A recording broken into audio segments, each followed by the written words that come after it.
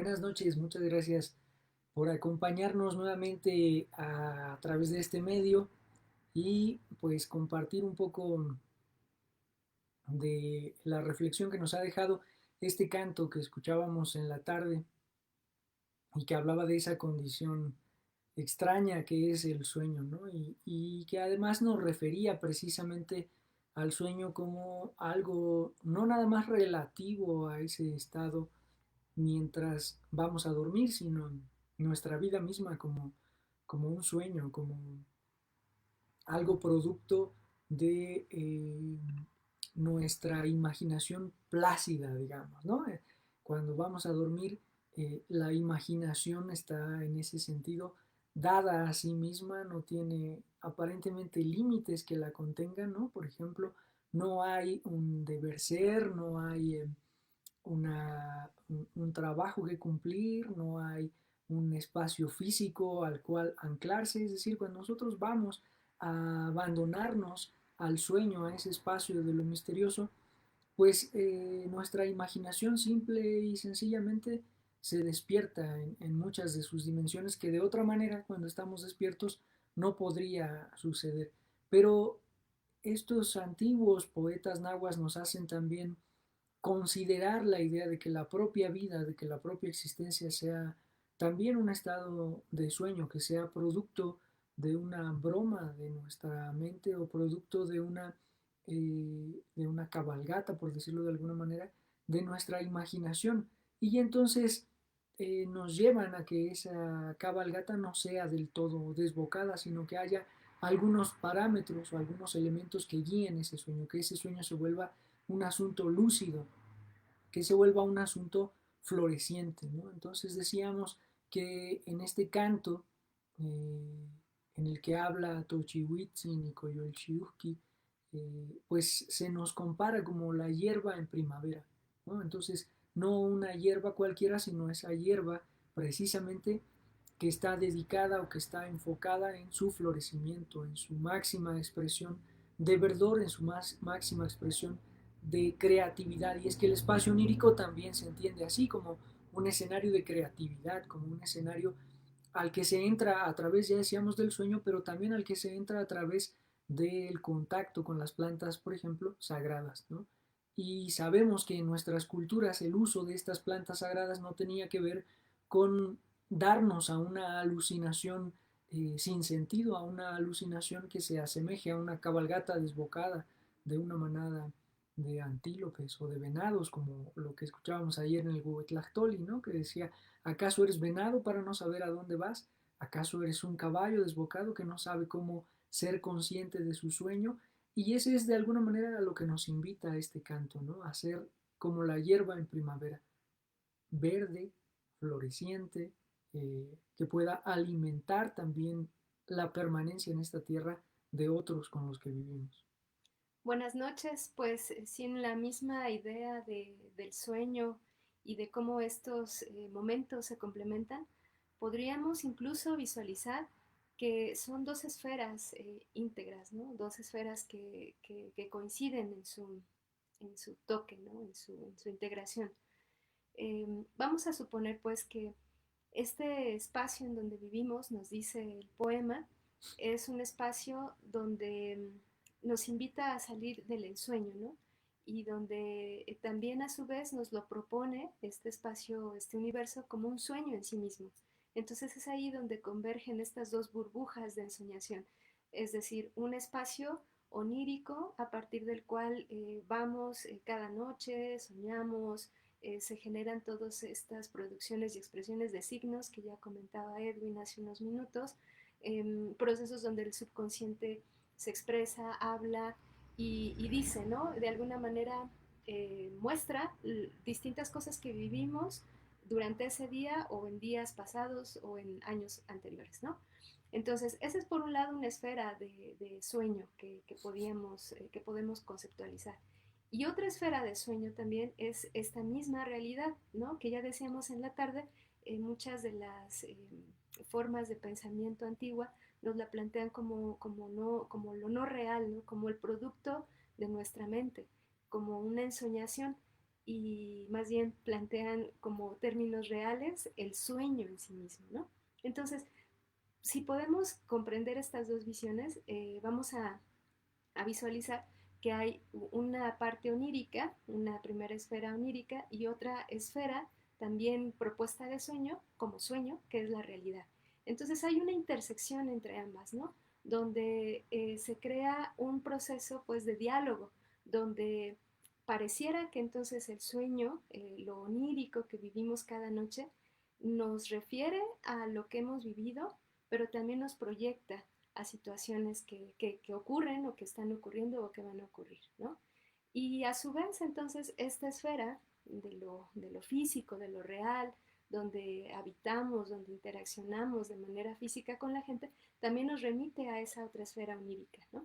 Entonces, se entiende tal vez cómo estas dos se complementan o interaccionan para crear entonces un espacio liminar, podríamos decir, ¿no? En donde podemos ser creadores de nuestro propio destino y también podríamos entonces a partir de ese espacio liminar comprender o interpretar lo que antiguamente hemos vivido o lo que de alguna manera